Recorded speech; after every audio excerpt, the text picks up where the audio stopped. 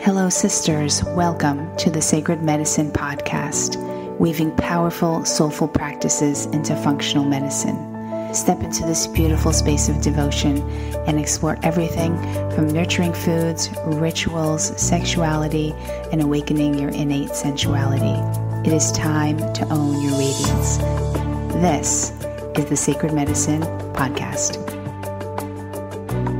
Hello and welcome back to another week of the Sacred Medicine Podcast. I am your host, Margaret Romero, and this week I have a very dear friend of mine, Margaret Shrum, and we are talking about the book that she is currently working on.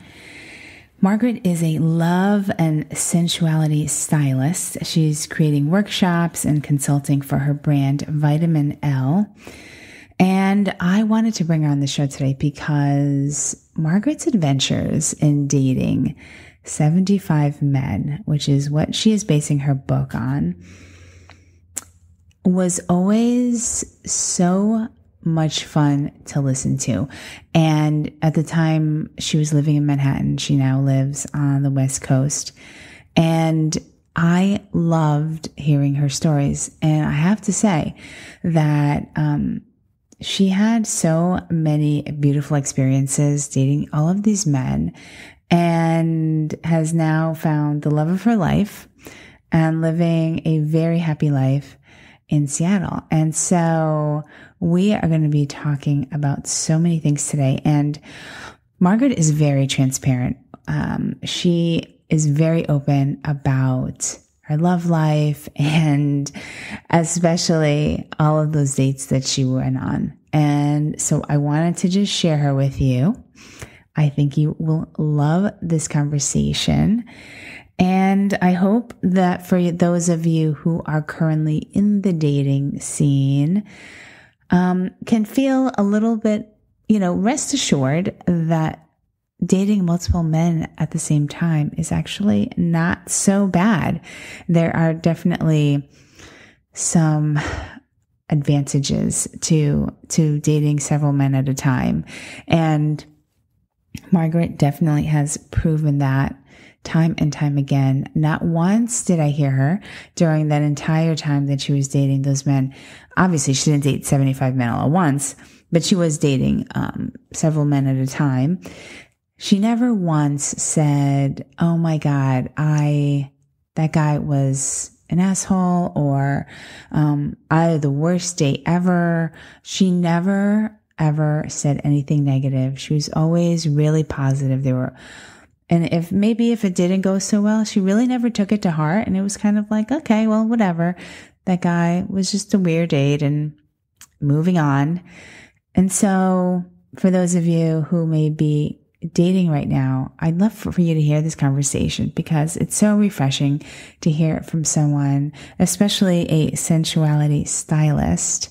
Margaret also has a background in lingerie. She was formerly known as a lingerie goddess and is just very, very sensual. And so hopefully you will learn a couple of things and maybe just open up your world to dating a couple more men. And, before you decide that there's going to be just one man in your life or a woman or partner or whatever, maybe dating multiple people at a time is not such a bad idea. And actually being open to something like that. On to the show.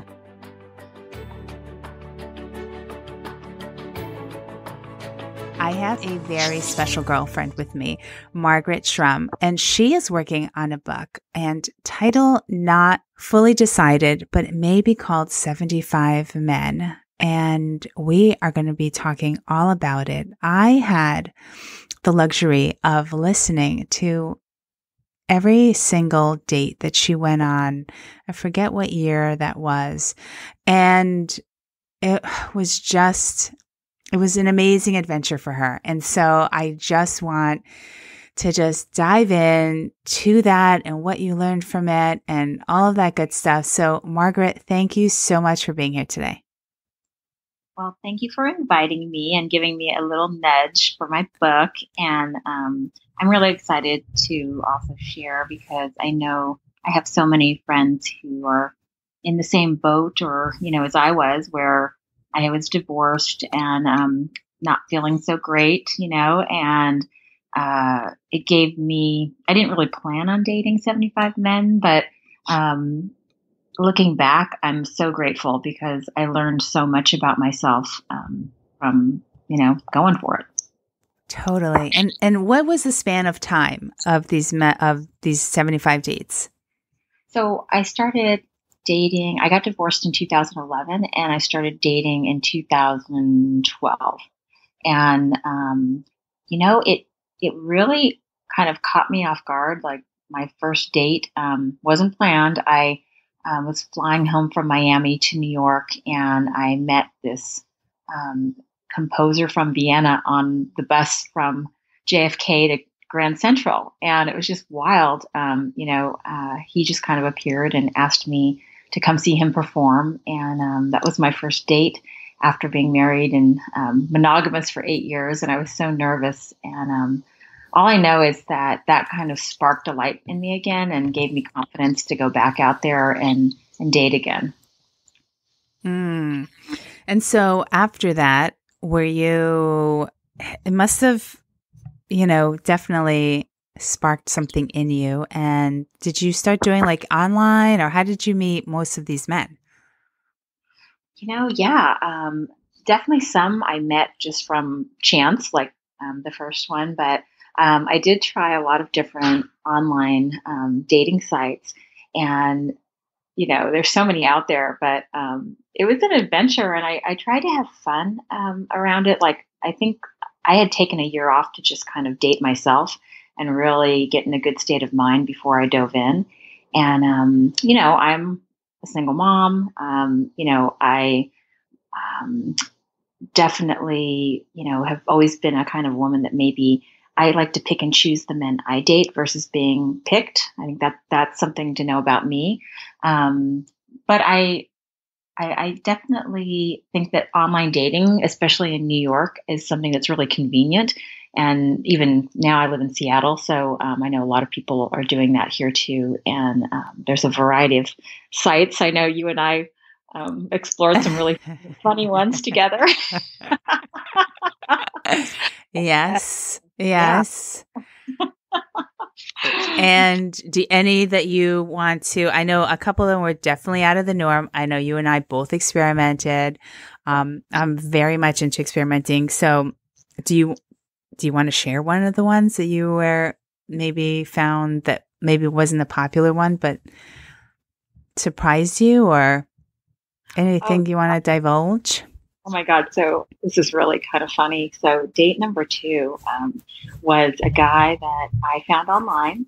And of course, in my book and anything I talk about, I'm not going to tell like the real names of any people. Right. Respectful. But I went on this, I was listening to like Pandora, right, on my phone, and this dating site popped up. And I was like, oh, I guess I should probably start online dating. And I didn't really read it very well, but it was something for like older people, and I didn't realize it. So I go on it, and I'm looking at everybody, and I'm like, oh my God, they're like all so old. And then I started laughing at myself. I'm like, oh my God, of course, I'm so out of practice. I hadn't been, dating for almost a decade. So but there was this one guy who was like really, really hot and my type. And so I like paid the membership. I paid the like $24.99 just so that I could actually like, be in contact with him. And he ended up being my second date. And it was like, he was somebody that was moving away from New York, ironically to Seattle, where I live now. And we ended up having a fun little pub crawl, and he was very transparent with me about moving. So he's like, I don't know if you are interested, but like, I was so grateful that he was honest about that. And I was like, that's perfect, because I'm not really, I wasn't in a place where I was ready to dive into a relationship. I just started dating. So I was like, that will just help me, begin my journey of dating men again. And we ended up like just having a blast, like because there was no pressure, and because we both were transparent about where he was at and where I was at, we could just relax and have fun. And that actually again, it was like this opening, like, of my heart, like, cause I think when you start, your heart is kind of closed after being hurt. And so it was just, each man that I dated, kind of opened my heart a little bit more. And, it was, I mean, I feel really, really, again, grateful that he showed up and, was able to be honest with me. And I think that's a big piece about dating, that the more transparent you can be with the people that you date, just really saying, where you're at, what you desire, even though it's vulnerable, like, to share those things, in the end, it's a win-win, because if someone's in a totally different space, then at least they know. And it seems more, just more fair, to both of you. Now, I remember, you gave very explicit, somewhat explicit details of your dates, and it was like one hot man after another. And I remember I don't remember a single name, but I do remember adjectives like the Brazilian. Yes. And he kind of kept popping into the scene every so often. And I know that you guys had like a really hot times together. Let's get a little, explicit, and let's just talk a little bit about, share with us something from your book, because I know you're very open, Margaret. I mean, you and I, we talk very openly about everything. And what people may not know about you is that you were, referred to as a lingerie goddess for the longest time. And when you were in Manhattan, you would help women. You wouldn't even need to pull out any measuring tape. For you, that was just like, nope, we don't need to do measuring tape. You would look at a woman's body, you would know exactly the size. I mean, I went lingerie shopping with you. You were amazing. You've always been so open about sex and sensuality and a woman owning her sensuality. And I've always loved that about you. So take us somewhere. Tell us a little adventure, please. Okay, I will. Well, and one of the things I just think that, for women, sometimes they feel guilty about dating multiple people. And so, one of the pieces, so I really dated with intention, and I tried to be really honest with every man.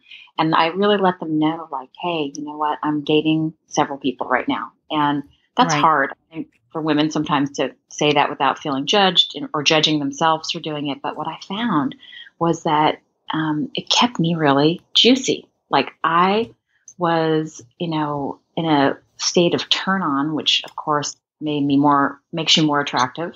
And I also really let myself explore, like, my own desires and sensuality. Okay, so during all of this, because again, I had been monogamous, and so yes, the Brazilian was this younger man who I met on a really funny dating site where it kind of catered to younger men with older women, although he wasn't that much younger than me. But Margaret, I think it was a Cougar Life. Cougar Life. You're the one who told me about it, and I was laughing. I was on that. I can't remember if I even dated anybody from it, because I really prefer a little bit men on the younger side. But yes, okay. So I didn't realize that he was from that site. He was, and he was a real treat, because he was smart, and he was successful, and very handsome, and a total gentleman. I remember our first date. We went to this like kind of hotel lounge in Midtown, and it was really, we ordered like a plate of oysters, and just had we just shared and got to know each other. And he ended up like living like maybe a couple blocks away from me, which was kind of convenient. And he was a memorable lover, because he was a man who really cared about my pleasure. And he talked about, I guess, women in a way where he really respected and regarded women. And, he was just so sensual. Like, and I think, my God. you know, he had these big, and he, you know, he worked out because he was training for something, but he, you know, typical New York type A personality. And, you know, he really, I think one of the things that I liked about him, it's going to sound so funny, but he loved to say my name. And even though he was Brazilian, he spoke perfect English and everything. But, you know, the way he said my name, you know, just was such a turn on, you know, and the way he focused on, you know, my pleasure was really, really lovely. But what was good for both of us was that he knew that I was dating and wasn't looking at that moment for long term. Right. But we always talked about, like, if, you know, over time things developed for both of us, then that would be something that we might, you know, we'll talk about then. But until then, we just really enjoyed what we did have. And it was, you know, for me, it was liberating. And, you know, just to give myself permission to be a sensual woman and go for my pleasure and enjoy what it was, and not have expectations.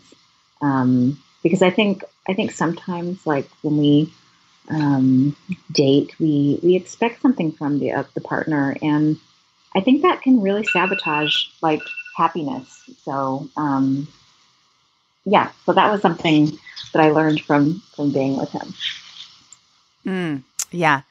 I know that you just had, I mean, every time you would meet up with him, and sometimes they were just like sporadic times and like kind of sometimes last minute things. I would always hear about it, and I was with the Brazilian, and yeah, I remember that. So I think that a lot of women they kind of set their sights on one man, and then they like attach themselves and feel like they shouldn't be dating anybody else. And I think that there's something to what is now referred to as mantourage dating, which is dating several men at a time.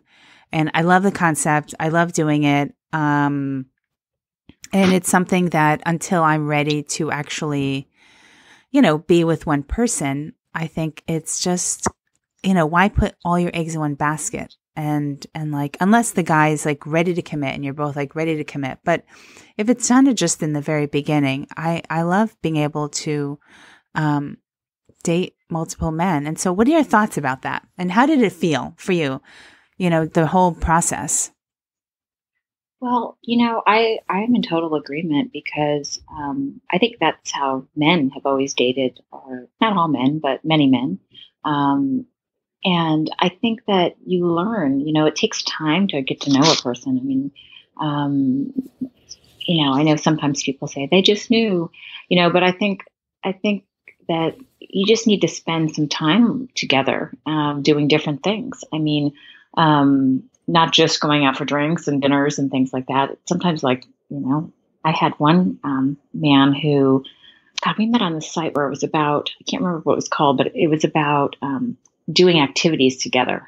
And so, you know, with my lingerie background, I think our first date, he was probably really super happy because I took him to a lingerie fashion show. To have like cocktails and get to know each other. And he was a total gentleman. And I think because I took him on a fun date like that, he then took me on a fun date and didn't give me a lot of details. He actually took me downtown Manhattan, and he brought some canvases, and we went and painted by the water. It was amazing. I was like, oh my God, I would have never. Oh, how cool. It was totally fun. But while I was, you know, dating him, we talked about dating more than, like, he was dating other people, I was dating other people. And, you know, one thing about dating several people is that it's so important to tell that to the people you're dating.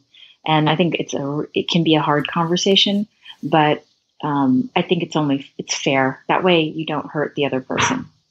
Just like when you're going on dates with people and sometimes you get like a friendship vibe from somebody, it's really important if you can tell that they've got a, you know, passionate vibe, or they're attracted to you and they tell you, or they try to, you know, initiate something.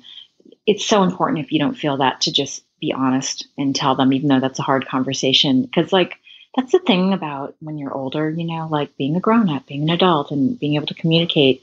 I know it's hard, but I learned like through this 75 men, experience that, God, it's so important to the success of dating is to be honest, even if they get upset. Like I know personally, I would rather somebody be upfront with me and say, you know what, I'm just not that into you, or I'm not attracted to you, Mm-hmm. And I think it is like, there's just so many wonderful people to meet, and you learn, when you research like different kinds of people, you learn your preferences, you might be surprised to go outside of your type of partner. Like I tried really hard because I have a type. I know you have a type too. Mm-hmm. And, but to be honest with you, sometimes those types are not the best partners for us. Mm-hmm. So it's true.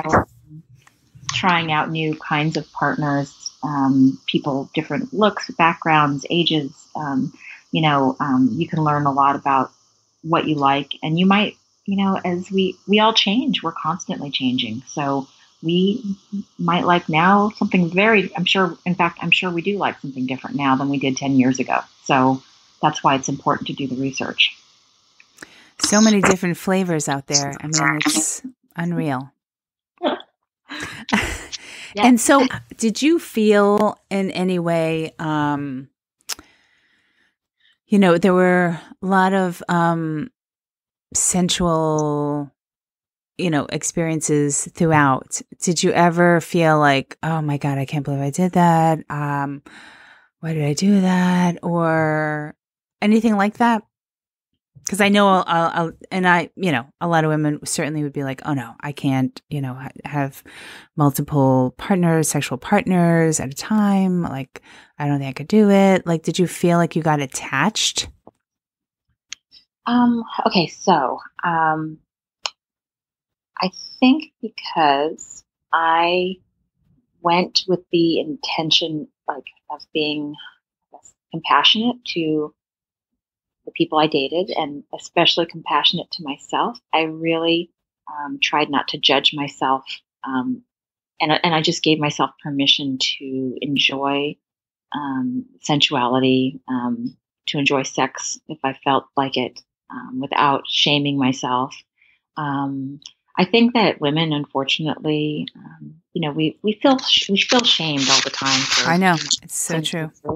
Yeah, and I think that's just kind of like shame and guilt are things that just don't serve us. So if I ever felt something like regret, like maybe I said, I don't know if that was like. In fact, I do know. I went on a date with this one gentleman, and it was he was very drunk on our date, and oh boy, and that comes with the territory. It happens, and he was kind of disrespectful on the date, and I was like, wow, why did I do that? But I realized that what. If I had to learn to have compassion for him and his journey and myself, and good thing I found out earlier than later. And I think that you just learn. You learn from every person you meet, and you learn what you like and what you don't like, and you learn boundaries. You learn how to speak up for yourself, because on that one I did have to speak up for myself. So I got that from him, and but I think an important piece of dating for women and men is just to have compassion. And if you hear that inner critic, like we all have those inner voices, to really soften the voice and just try to not go there. You don't we are all human. We all have a huge range of feelings that we experience, and places like our histories in our families and relationships that affect our where we are. But I think, now I think, giving yourself permission as you get older, and that's the beauty of aging. And like, I love dating, I guess in my 40s and 50s. I just turned 51 recently, which I can't believe it. It's like one of these, there's some power in that, because the wisdom that you get from experience one of the things I'm learning is just to let go. It does not serve me or anyone else. Mm-hmm. Yes, absolutely. And I love that you also gave yourself permission to really tap into your sensuality. And I think a lot of us kind of can shut that down, feel ashamed of it, feel like we shouldn't be having so much pleasure. And not once did you ever say to me throughout your entire time that you dated these men, like not once did you ever say, Margaret, oh my God, I feel so bad. Like I really shouldn't have done that with that guy. Never once did that ever come out of your mouth. It was always like, yeah, it was a great date. And it was like a really hot night, or, oh, he was a nice guy, or, wow, this guy, like you would also, like a lot of these men had like these really cool backgrounds and the things that they would do for a living. Like a few of them were very unique from what I can remember you mentioning. And I'm like, oh my God, that's really cool. And just the experiences alone. I mean, the places that you went and everything, all of the sexual experiences were just, I think a lot of women kind of maybe miss out on that if you just, are kind of trying to put a lid on like pleasure and sensual experiences. And it's not right to like date more than one man. It's not right to like have more than one sexual partner at a time. And do you know what I mean? And I think that I can't wait for your book to come out, because it literally would give women permission to just say, you know what? Yeah, I'm single and no attachments, and I'm going for it. And actually, this feels really good. Yeah. And I think, we're so lucky right now, the time we live in. We have a lot of freedom. I mean, as women, we have careers and we're financially independent. And, I know that, I know my preferences. Like, I like a man who also, is lived an interesting life, just like I have. Like I like a man who is educated and traveled and is passionate about what he does with his purpose in life. And so I think, when I went out there to date, I found those types of men attractive. And I also, so like I said, I often chose the man who, like online dating, I chose them. Or sometimes I'd let them if they were intriguing to me. But I think you have to be discerning too sometimes, look for red flags, like is as hot as the bad boy or, sexy artist man can be. I don't know if that's, from the, you can stay open around it, but sometimes we just know. Like I always say, trust your feeling, trust your gut.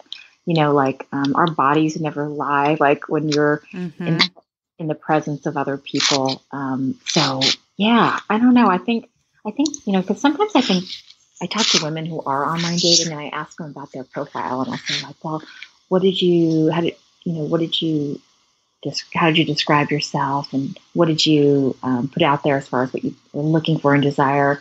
And a lot of them, they kind of downplayed who they were, and they also, the pictures are important. I know that too, but have fun with it. Like I have to say, I went into dating when I was ready to date with a lot of fun, like a playfulness around it, and I really tried with every person that I sat across from, when we met, to be present and to be kind and to try to somehow in our time together take us higher somehow, whether it was giving them attention and listening and, hearing them and celebrating them in some way. Because I think, why would I go out with someone if I didn't find something interesting about them? Yeah. And just kind of staying open. And, at the end of, the date, it didn't matter, like if we were going to end up together again or see each other again. Sometimes it was just, some of those dates were just one date. And, I still try to take something from it and give something to it. And I think that's a different way to date versus like, I think people get fantasies and, they can be disappointing because they're not real, like getting to actually know another human being, can be, it takes time, but you can really find out some fascinating things about people. And I think every one of us we can learn from. So true. And would you say that you, at any point in time during these dates, did you ever feel not safe? Let me think. I have to say, I have very good intuition around people. And I also did kind of take safety measures. Like I always met up in like public places. And I highly recommend that. Like, oh my gosh, I remember this guy saying, oh, always wanting me to go over to his place. And I'm like, I have never met you. I'm not going to meet you at your home. Mm-hmm. Have some common sense around these things. So I think a first date should always be in a public place where there are lots of people around. And of course, I think sometimes you and I may have even done this where, tell a friend where you're going, a name, a phone number, a location. Like, women, you should definitely, take precautions, and you just never know. These people are strangers. And so actually no, because I think before I would ever even meet somebody, I'd get a feel. We'd always talk, I'd hear their voice, and then we would meet in a public place. So there's not one time where I didn't do that. Yeah, I totally agree.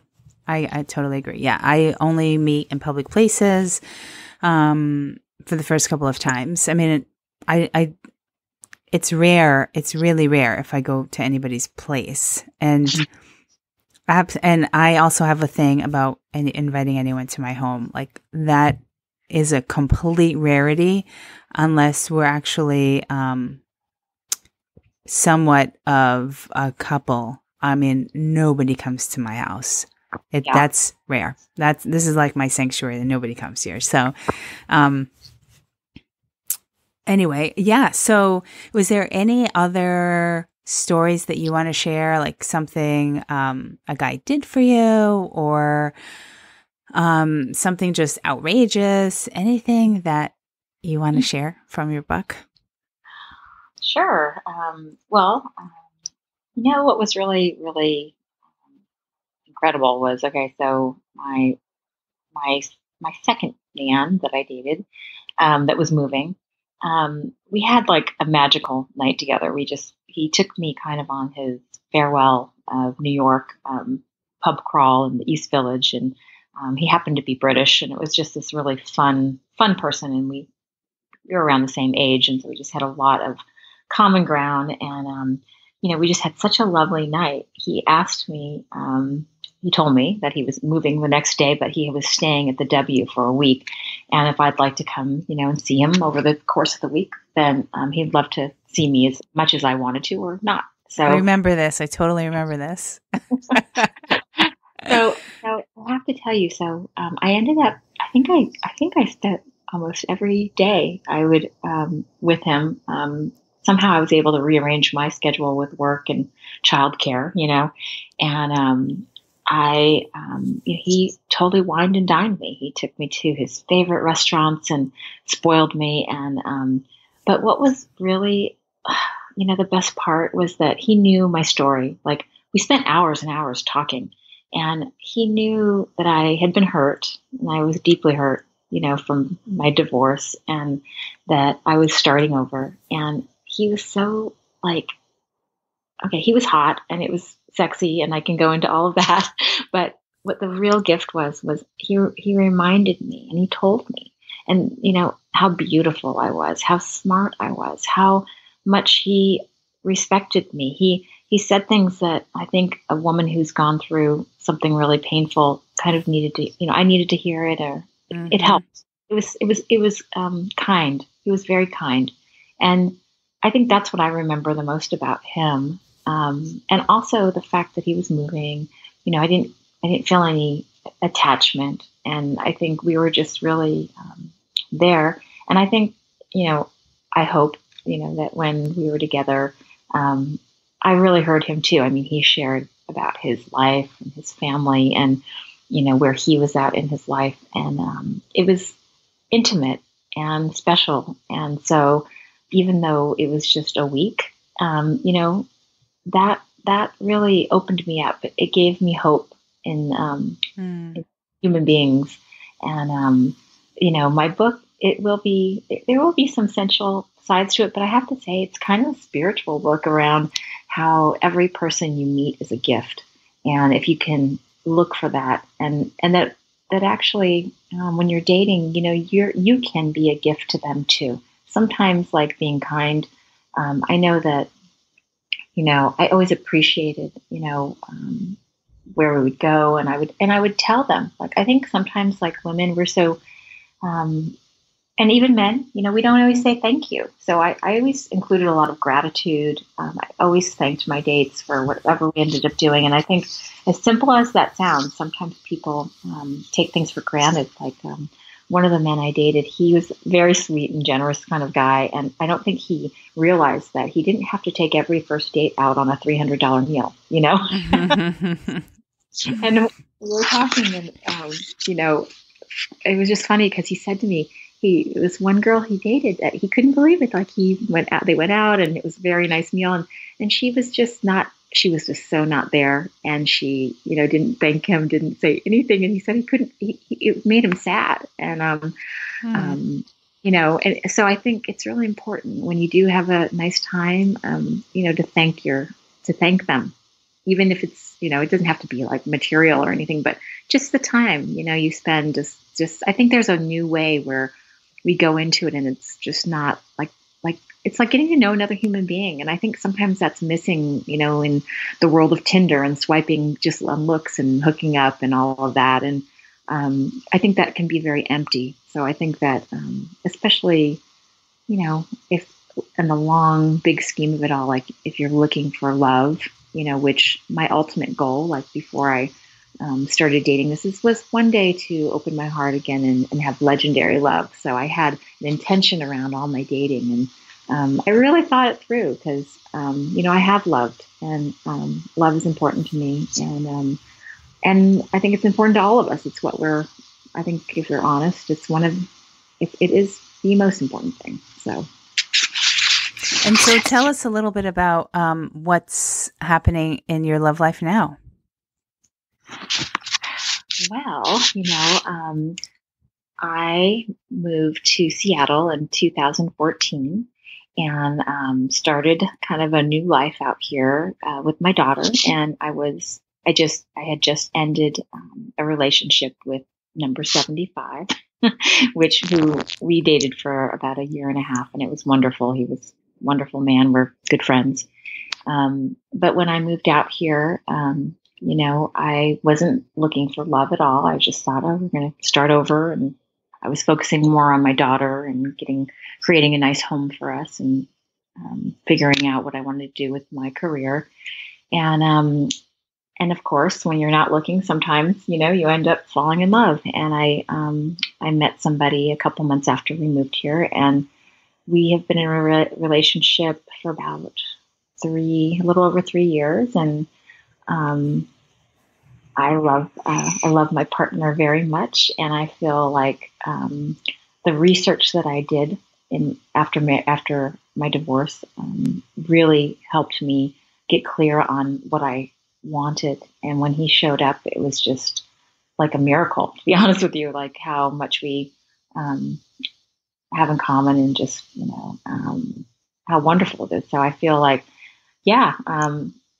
research can bring you towards love. So I don't know if everyone is up for dating, like me. I'm a type A personality, so I couldn't kind of help myself. But even just getting out there and dating, a couple of people, and being more honest and more open, I think that's the key to eventually finding maybe what you truly desire in a partner.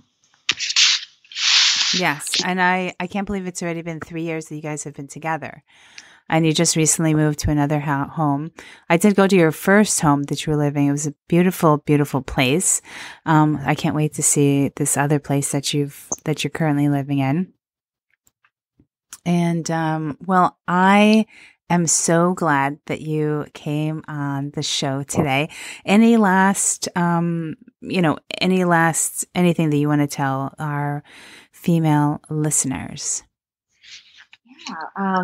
Well, I just really wish you all, a fun time when you're out there dating. I just really think that,